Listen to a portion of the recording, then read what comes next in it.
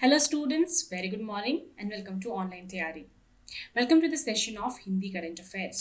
तो आज शुरुआत करते हैं पहले क्वेश्चन से और आज का पहला क्वेश्चन है, भारत का पहला mobile virology diagnostics and research laboratory कहाँ स्थित है?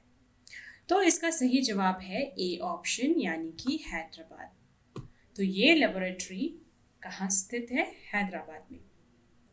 रक्षा मंत्री श्री राजनाथ सिंह ने आज वीडियो कॉन्फ्रेंस के माध्यम से पहले mobile virology research and diagnostic laboratory का अनावरण किया, जिसे डीआरडीओ ने ईएसआईसी अस्पताल हैदराबाद और निजी उद्योग के सहयोग से विकसित किया है।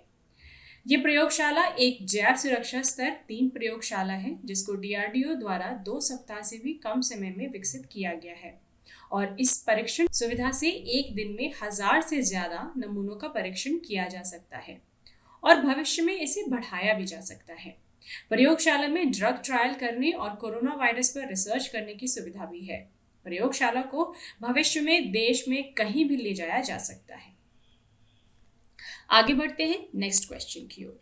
दूसरा क्वेश्चन है, सीमा सड़क संगठन द्वारा कासोवाल और शेष राष्ट्र को जोड़ने वाला स्थायी पुल किस नदी पर बनाया गया है?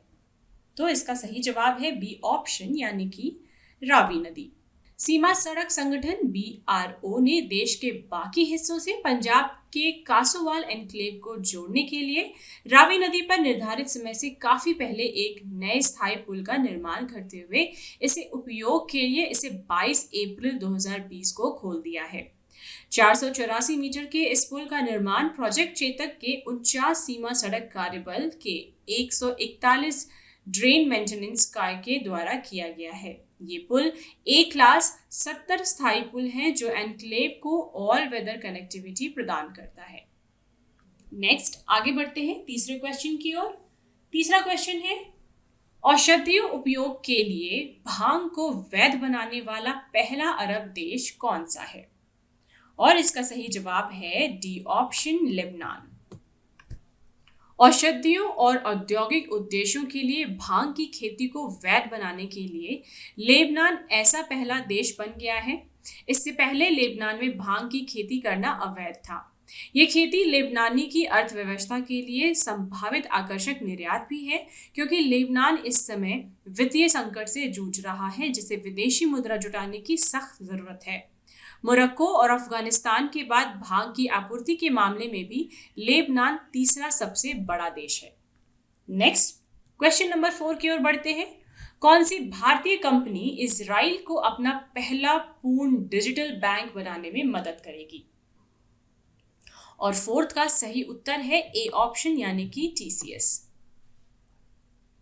टाटा कंसल्टेंसी सर्विसेज, जो भारत की सबसे बड़ी सॉफ्टवेयर सेवा कंपनी है, इजराइल का पहला पूर्णतया डिजिटल बैंक लॉन्च करेगी। टीसीएस को बैंकिंग सेवा क्षेत्र को बदलने के लिए इजराइल के वित्त मंत्रालय द्वारा बैंकिंग सेवा ब्यूरो का गठन किया है, जो टीसीएस BANCS बैंकिंग प्लेटफॉर्म द्वारा समर्थित प्लग एंड प्ले और साझा डिजिटल बैंकिंग संचालन मंच के रूप में काम करेगा। प्लेटफॉर्म स्टार्टअप बैंकों को अपने कार्यों को तेज तर्रार तरीके से शुरू करने में सहायता करेगा। नेक्स्ट आगे बढ़ते हैं फिफ्थ क्वेश्चन की ओर। फिफ्थ क्वेश्चन है, किस राज्य सरकार ने शिक्षा प्रदान करने के लिए संपर्क दीदी ऐप लॉन्च किया है? और इसका सही जवाब है सी ऑप्शन यानी कि उत्तराखंड। उत्तराखंड के शिक्षा विभाग ने मोबाइल एप्लीकेशन संपर्क दीदी लॉन्च किया है, जिसके माध्यम से छात्र लॉकडाउन के दौरान अपने घरों में रहकर ही एनिमेटेड व्याख्यान प्राप्त कर सकते हैं। ऐप में एक प्लेटफॉर्म भी है जिसे संपर्क बैठक कहा जाता है, जिसमें राज्य विभाग के पाठ्यक्रम के आधार पर पोर्टेबल दस्तावेज प्रारूप यानी कि PDF के रूप में पाठ्यक्रम सामग्री शामिल है। इस पहल का उद्देश्य शिक्षा को संवादात्मक और रचनात्मक बनाना है। नेक्स्ट 6th क्वेश्चन की ओर बढ़ते हैं। अंतरराष्ट्रीय मोटरसाइकिल निर्माता संघ के नए अध्यक्ष के रूप में किसे नियुक्त किया गया है? और इसका सही जवाब है राकेश शर्मा, सी ऑप्शन। तो अंतरराष्ट्रीय मोटरसाइकिल निर्माता संघ IIMA ने राकेश शर्मा को 2 साल के लिए अपना अध्यक्ष नियुक्त किया है। राकेश शर्मा वर्तमान में बजाज ऑटो के कार्यकारी निदेशक हैं। राकेश शर्मा पहले अंतरराष्ट्रीय मोटरसाइकिल निर्माता संघ के उपाध्यक्ष थे। अंतरराष्ट्रीय मोटरसाइकिल निर्माता संघ स्विट्जरलैंड के जिनेवा में स्थित है और अंतरराष्ट्रीय स्तर पर संचालित 2 पहिया वाहनों के विनिर्माण उद्योग का प्रतिनिधित्व करता है। नेक्स्ट आगे बढ़ते हैं 7th क्वेश्चन की ओर। क्वेश्चन नंबर 7 है, किस दिन को अंग्रेजी भाषा दिवस के रूप में मनाया जाता है? और 7th का सही उत्तर है इनमें से कोई भी नहीं, यानी कि न 22 अप्रैल, न 24 अप्रैल और न ही 25 अप्रैल। अंग्रेजी भाषा दिवस प्रतिवर्ष 23 अप्रैल को मनाया जाता है। इस दिन की शुरुआत 2010 में वैश्विक संचार विभाग द्वारा की गई थी, जिसने संयुक्त राष्ट्र की 6 आधिकारिक भाषाओं के लिए भाषा दिवस की स्थापना की थी। अंग्रेजी और फ्रेंच संयुक्त राष्ट्र की 2 कार्यकारी भाषाएं हैं और अंतर्राष्ट्रीय संबंधों की भाषा भी है। संयुक्त राष्ट्र के भाषा दिवस मनाने का उद्देश्य है सांस्कृतिक विविधता और बहुभाषावाद का जश्न मनाने और संगठन में समान रूप से 6 आधिकारिक भाषाओं के उपयोग को प्रोत्साहित करना है। नेक्स्ट है 8th क्वेश्चन। यूनेस्को द्वारा किस शहर को विश्व पुस्तक राजधानी 2020 के रूप में नामित किया गया है? इसका सही जवाब है कुआलालंपुर। ठीक है, तो संयुक्त राष्ट्र शैक्षिक, वैज्ञानिक और सांस्कृतिक संगठन यूनेस्को ने कुआलालंपुर को वर्ष 2020 की विश्व पुस्तक राजधानी के रूप में नामित किया है। विश्व पुस्तक पूंजी सलाहकार समिति की सिफारिश के आधार पर यूनेस्को के महानिदेशक ऑड्रे अजोले द्वारा राजधानी की घोषणा की गई थी। कार्यक्रम का आदर्श वाक्य है केएल बाका केयरिंग थ्रू रीडिंग है। जिन शहरों को UNESCO world book capital title आवंटित किया गया है, वे किताबों और पढ़ने के प्रचार में मदद करते हैं। शहर में साल भर कई गतिविधियां भी आयोजित की जाती हैं। कुआलालंपुर 2001 के बाद से शीर्षक धारण करने वाला 20वां शहर है और शारजाह का अनुसरण करता है, जो 2019 में उसकी राजधानी थी। नेक्स्ट 9th क्वेश्चन की ओर।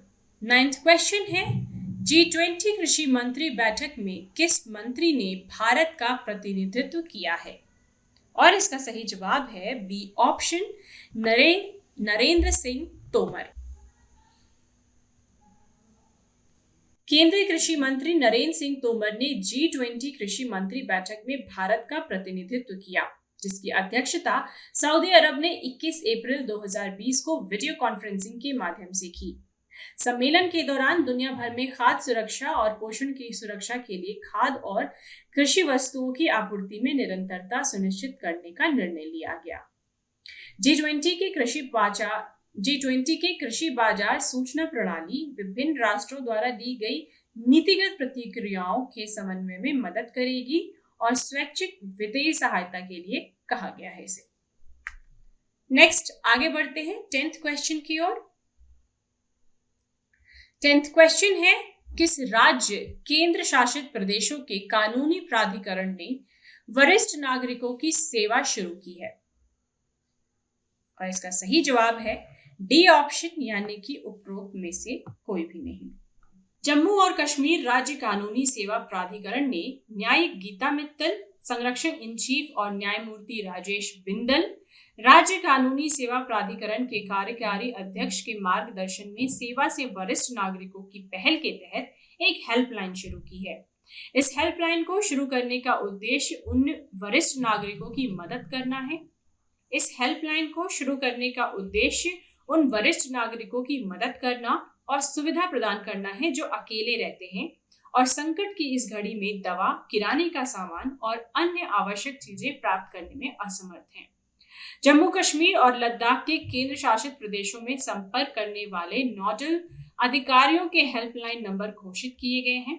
इस पहल के तहत जम्मू और कश्मीर और लद्दाख के केंद्र शासित प्रदेशों में नोडल अधिकारियों के हेल्पलाइन नंबर घोषित किए गए हैं, जिनकी मदद के लिए संपर्क किया जा सकता है। तो यहाँ पे खत्म होते हैं आज के 10 इंपॉर्टेंट क्वेश्चन। कल फिर मिलेंगे 10 नए क्वेश्चन के साथ। तब तक stay home, stay healthy. Thank you.